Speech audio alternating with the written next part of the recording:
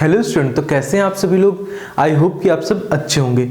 देखो यहाँ पे अभी हमने कल तक देखा था प्रतिशत के जितने भी वीडियोस थे आप लोगों ने देखे होंगे और देखा होगा कि बहुत ही बेसिक तरीके से मैंने कॉन्सेप्ट को समझाने की कोशिश की थी। आज हम एक नए टॉपिक को शुरुआत कर रहे हैं जिसका नाम है लाभ और हानि। थंबनेल में भी आपने देखा होगा। तो आज से इस वीडियो से शुरुआत होने जा रही है लाभ और हानि की। तो प्लीज एक बार सबसे पहले वीडियो को लाइक कर दीजिए और उसके बाद शुरू करते हैं इस वीडियो को। देखो पहला प्रश्न आपको देखने को मिल रहा है जो कि एक बहुत ही बेसिक सा क्वेश्चन है। देखो अब जब हम इस पाठ की शुरुआत करेंगे या फिर इस अध्याय की शुरुआत करेंगे, ध्यान देने वाली एक चीज होगी कि इस अध्याय में आपको बहुत सारे जो क्वेश्चन होंगे फॉर्मूला बेस्ड होंगे, यानी सूत्र पर आधारित होंगे। तो आपको जितने भी सूत्र हैं वो अगर याद रहते हैं तो आप इन प्रश्नों को बड़ी ही आसानी से हल कर पाएंगे। दूसरी चीज यहाँ पे आपको ये देखना है कि जो आपको प्रश्न बताया जाएगा उसमें क्या क्या चीजें दी गई हैं और उसको जब आप एक बार लिख लेंगे तो आपको ये बड़ी आसानी से पता लगेगा कि प्रश्न में आपको क्या निकालना है। तो आइए शुरुआत करते हैं पहले प्रश्न से। प्रतिशत के बाद यहाँ पे एप्लीकेशन है ये प्रतिशत का, क्योंकि यहाँ पे बात की जा रही होगी बार बार प्रतिशत की। देखो यहाँ पे प्रतिशत लाभ भी देखने को मिल रहा है, तो इसलिए प्रतिशत का टॉपिक हमने पहले कवर किया था। अब हम आज से शुरू करेंगे लाभ और हानि का। सो आई होप कि आप वीडियो को पहले पॉज करेंगे, खुद से अटेम्प्ट करेंगे। इस प्रश्न के बाद एक बार मुझे ये कॉन्सेप्ट समझाना पड़ेगा, उसके बाद आप वीडियो को पॉज करेंगे और खुद से अटेम्प्ट करने की कोशिश किया करेंगे। चलो सवाल को पढ़ते हैं। लाभ और हानि होता क्या है बेसिकली, ये लाभ और हानि। देखो अगर आप कोई एक वस्तु खरीदते हो, लेट से कि ये पेन जो है मैंने खरीदा कितने का, 5 रुपए का। ठीक है, ये पेन मैंने खरीदा 5 रुपए का और बेचा कितने में, मैंने इसे 6 का बेचा। अगर मैंने कोई वस्तु कम में खरीदी और ज्यादा में बेच दी तो मुझे क्या होगा बेटा, लाभ होगा। सिंपल सी बात है। अगर आप एक चॉकलेट लाते हैं 5 रुपए की और अपने एक दोस्त को बेच देते हैं 6 रुपए की, तो आपको क्या होगा बेटा, 1 रुपए का लाभ होगा। यानी अब आप क्या कर सकते हैं, एक चॉकलेट और एक टॉफी और खरीद सकते हैं। अब वहीं अगर बात की जाए कि अगर आप इसे 5 रुपए का लेके आते हैं या फिर एक चॉकलेट 5 रुपए की लेके आते हैं और अपने दोस्त को 4 रुपए में बेच देते हैं, कितने में, 4 रुपए में। तो जब आप उसे 4 रुपए में बेचेंगे तो अब देखिए, अब आपके पास जितना पैसा आया है उससे आप एक चॉकलेट भी नहीं खरीद पाएंगे। मतलब कि अगर हम खरीदें ज्यादा में और बेचें कम में तो हमें क्या होगा, हानि होगी। इसी पर आधारित है और यहाँ पे लाभ प्रतिशत और हानि प्रतिशत की भी बात की जाएगी, जैसा कि आपको पहले प्रश्न में देखने को मिल रहा है। चलो यहाँ पे सेल फोन बताया गया है। सेल फोन मतलब मोबाइल की बात की जा रही है। एक सेल फोन को 2500 में खरीदा गया। कितने में खरीदा गया, 2500। यानी कि देखो यहाँ पे सबसे पहले कुछ टर्म्स आपको समझने होंगे। यानी कि अगर हम बात करें यहाँ पे कॉस्ट प्राइस, किसकी बेटा, कॉस्ट प्राइस की। यहाँ पे कॉस्ट प्राइस मैं यहाँ पे लिख देता हूं। हिंदी में बोलते हैं बेटा इसे क्या बोलते हैं, क्रय मूल्य। क्या बोलते हैं, क्रय मूल्य बोलते हैं इसे हिंदी में। ठीक है, ये हम समझ लिए कि इसको क्या बोला जाता है, क्रय मूल्य। अगर हम बात करें सेलिंग प्राइस की, किसकी बेटा, सेलिंग प्राइस की, तो सेलिंग प्राइस को क्या बोला जाता है हिंदी में, हिंदी में बोला जाता है इसे विक्रय मूल्य। क्या बोला जाता है, विक्रय मूल्य। ठीक है, ये यहाँ पे या होगा, कितना होगा बेटा, या होगा यहाँ पे विक्रय मूल्य। राइट, विक्रय मूल्य लिख लिया हमने। तो बस ये सारी चीजें, दो चीजें ये हो गई, क्रय मूल्य और विक्रय मूल्य। इसमें बहुत ज्यादा कंफ्यूजन होता है बच्चों को, तो आपको यही चीज ध्यान रखनी है कि कौन सा क्रय मूल्य है और कौन सा विक्रय मूल्य। कॉस्ट प्राइस जिसमें हम खरीदते हैं, क्या होता है कॉस्ट प्राइस, जो हम खरीदते हैं। खरीदने वाला क्या होता है, खरीदने वाला जो मूल्य होता है उसे हम लोग क्या बोलते हैं, कॉस्ट प्राइस या फिर क्रय मूल्य। और जो बेचने वाला होता है, ठीक है, उसे हम लोग क्या बोलते हैं, यहाँ पे मैं बेचना लिख देता हूं, जिसमें हम बेच रहे होते हैं उसे हम लोग बोलते हैं सेलिंग प्राइस या फिर विक्रय मूल्य। चलो अब इसको मैं कर देता हूं यहां से रब। तो अब क्रय मूल्य और विक्रय मूल्य समझने के बाद हम लोग यहाँ पे देखते हैं। चलो सबसे पहले क्रय मूल्य लिख लेते हैं। क्रय मूल्य को शॉर्ट फॉर्म में हम लोग क्रा और मू भी लिखते हैं। ठीक है, क्रय मूल्य जिसे कहा जाता है। क्रय मूल्य कितना था बेटा, सेल फोन इतने में खरीदता है, तो खरीदने वाला क्या हुआ, क्रय मूल्य, तो ₹2500। तो ये हमने लिख लिया। और विक्रय मूल्य कितना था, विक्रय मूल्य जो था आपका वो था आपका यहाँ पे ₹2750 50। तो देखो बहुत ही सिंपल सी बात है, यहां पे आपको समझ में आ रहा है कि लाभ हो रहा है या हानि हो रही है। क्यों समझ में आ रहा है? देखो खरीद कम में रहे, बेच ज्यादा में रहे, तो ऑब्वियस है कि लाभ हो रहा है। तो लाभ कितना निकल के आएगा बेटा? यहां से जो आपका लाभ होगा वो निकल के आएगा, इन दोनों को घटाने पर जो वैल्यू आएगी, इन दोनों को घटाने पे कितना आएगा? ₹250 आएगा। आप लोग घटा कर देख सकते हैं, 2750 में से 2500 को घटाएंगे तो 250 आपको लाभ के रूप में देखने को मिलेगा। फिर जब आप आएंगे यहाँ पे ऑप्शन में, तो आपको यहाँ पे ऑप्शन देखने को इनमें से कोई सा भी मिल नहीं रहा है। ठीक है, अब तो कैसे करेंगे हम लोग? देखो बेसिकली लाभ के लिए भी सूत्र आप लोगों की किताब में दिया होगा, लेकिन याद करने की जरूरत नहीं है। अब हम लाभ और हानि का सूत्र याद करेंगे तो ऐसे तो बहुत सारी चीजें हैं याद करने के लिए। बस सिंपल सी बात है, लाभ हो रहा है, हमने सब्ट्रैक्ट करके निकाल लिया है, घटा के निकाल लिया, कितना आ रहा है? 250। अब बात आती है लाभ प्रतिशत की। तो ये लाभ प्रतिशत होता क्या है? देखो लाभ हो या हानि हो, कौन बताता है इस चीज का? इस चीज की जो जानकारी है हमें क्रय मूल्य से मिलती है कि हम कितने में चीजों को खरीदे थे। तो अगर हम 2500 में खरीद रहे थे, 27 में बेचे, तो हमें लाभ मिल गया। तो लाभ जो प्रतिशत होगा, लाभ प्रतिशत होगा, वो भी किस पे कैलकुलेट किया जाएगा? कॉस्ट प्राइस पे, यानी कि क्रय मूल्य पे कैलकुलेट किया जाएगा। देखिए लाभ कितना हो रहा है, इसको ऊपर लिखिए 250, और कितने में से हो रहा है? अगर आपको याद होगा प्रतिशत वाले चैप्टर में जब हमने देखा था, कितने में से हो रहा है बेटा? 2500 में से हो रहा है। तो इस तरह से लिख लेंगे, गुणे क्या? 100। क्यों 100? क्योंकि प्रतिशत निकालना है ना, तो गुणा करवा देंगे 100 का। देखो यहां से ये 0, ये 0, ये 0, ये 0 कैंसिल आउट हो गए। 25 से ये कितनी बार में कट जाएगा? 10 बार में। तो रिजल्ट क्या निकल के आएगा? 10%। आप लोग देख भी सकते हैं, ऑप्शन नंबर 3 है। ठीक है, अब देखो इसी के लिए सूत्र भी दिया गया है आपकी किताब में। क्या दिया गया है? लाभ बटे क्रय मूल्य। क्या चीज? क्रय मूल्य गुणे 100 बराबर, बराबर क्या? बराबर होता है यहां पे आपका लाभ प्रतिशत। ठीक है, तो लाभ प्रतिशत का जो सूत्र बताया गया है आपको बुक में, लाभ बटे क्रय मूल्य गुणे 100 बराबर लाभ प्रतिशत। तो इस तरह से आप इसे सॉल्व कर सकते हैं।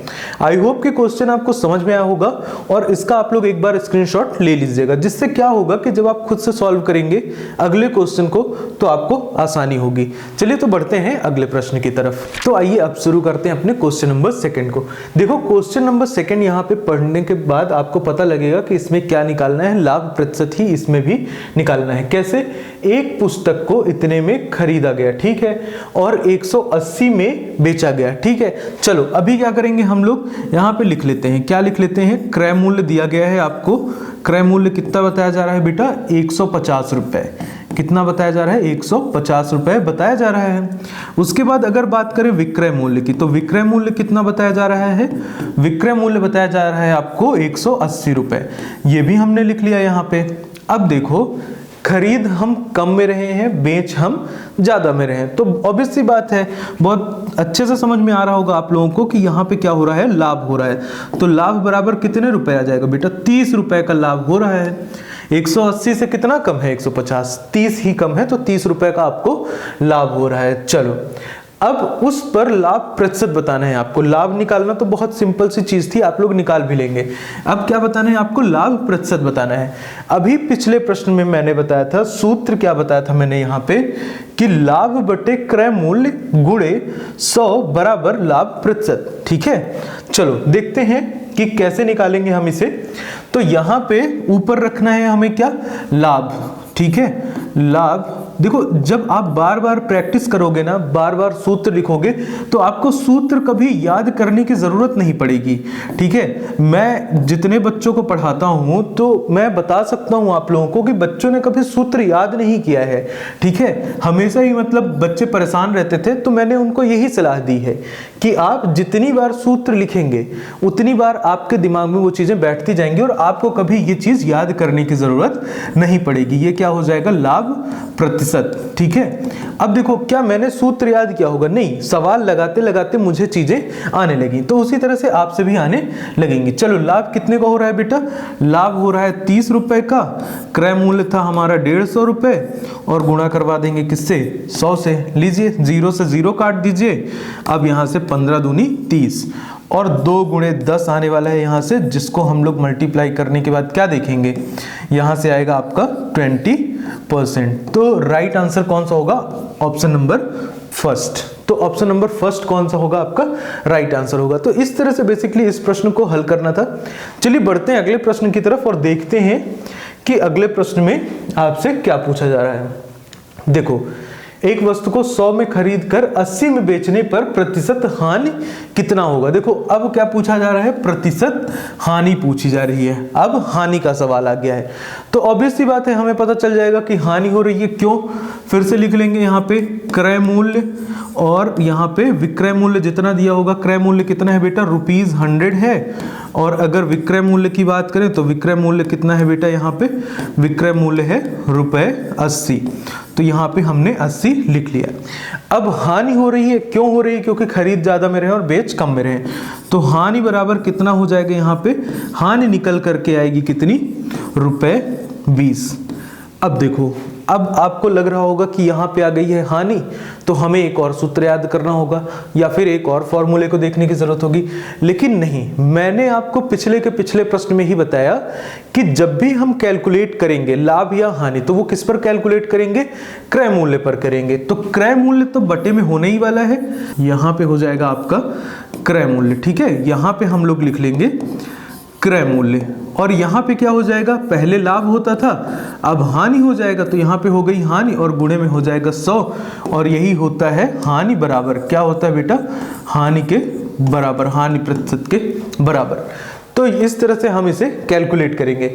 अब देखो, ये वाला प्रश्न मैं आप लोगों के लिए छोड़ रहा हूं यहाँ पे, इसके आगे का आप लोग कैलकुलेट करके बताएंगे। हानि कितनी है? 20, क्रय मूल्य है बेटा 100, और यहाँ पे 100 का गुणा करा देंगे, तो हानि प्रतिशत आप लोग बड़ी ही आसानी से निकाल सकते हैं। तो कमेंट डाउन करके बताइएगा कि यहाँ पे कौन सा ऑप्शन आपको देखने को मिल रहा है। चलो बढ़ते हैं अगले प्रश्न की तरफ। अगला प्रश्न यहाँ पे देखने को मिल रहा है अब आपको। देखो, ये इस प्रश्न में थोड़ा सा घुमाने की कोशिश की गई है, ठीक है। पढ़ते हैं यहाँ पे, एक दुकानदार ने 1 दर्जन पेंसिल को 30 में बेचकर 10 का लाभ प्राप्त किया, ठीक है। अब आपको क्या बताना है? लाभ प्रतिशत बताना है, ठीक है। जब लाभ प्रतिशत आपको बताना है और आपको क्रय मूल्य पता नहीं है, तो आप कैसे बताएंगे? तो सबसे पहले यहाँ पे लिखिए कि दिया क्या गया है। सबसे पहले आपको विक्रय मूल्य बताया गया है। विक्रय मूल्य कितना बताया गया है बेटा? ₹30, ठीक है। कितना बताया गया है?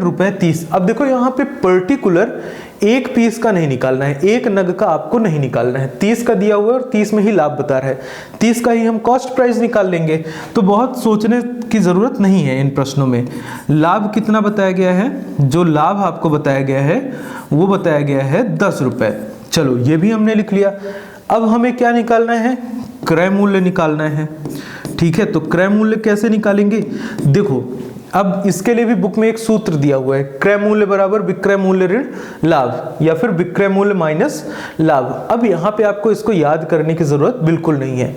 ऑब्वियस है कि बेच हम इतने में रहे हैं और इतने का लाभ हो रहा है, तो इतना घटा देंगे तो हमने कितने में खरीदा था वो हमें पता चल जाएगा। तो ये ना थोड़ा सा आपको सोचना पड़ेगा और रियल लाइफ से आपको एग्जाम्पल ढूंढने पड़ेंगे। जैसे अभी मैंने चॉकलेट वाली बात करी थी, टॉफी वाली बात करी थी, पेन की बात करी थी। तो इस तरह से आप इन प्रश्नों को बड़े आसानी से समझ सकते हैं। चलो, 30 में से 10 अगर आप घटा देंगे तो आपके पास आएगा ₹20। लाभ हमने घटा दिया, हम मान लेते हैं कि हमें कोई लाभ होता ही ना, तो कितना पड़ता? हमें 20 का पड़ता। तो यही हमारा क्रय मूल्य निकल के आ गया। अब सिंपल हो गया हमारा सवाल, जैसे अभी तक हम करते आए हैं। क्या निकालना है बेटा? लाभ प्रतिशत। तो लाभ कितना है? 10 है, ऊपर रखेंगे। आई होप कि अब आपको फॉर्मूला लिखने की जरूरत नहीं होगी। 10 को ऊपर रखेंगे, नीचे रहेगा 20 और गुणे कर देंगे 100, ठीक है। चाहिए तो 0 0 काट दीजिए और यहाँ से 50 बार में काट देंगे तो कितना निकल के आएगा? 50%। यहाँ से आपका आंसर निकल के आ जाएगा, जो कि है ऑप्शन नंबर 3। तो इस तरह से बेसिक सा क्वेश्चन था ये भी।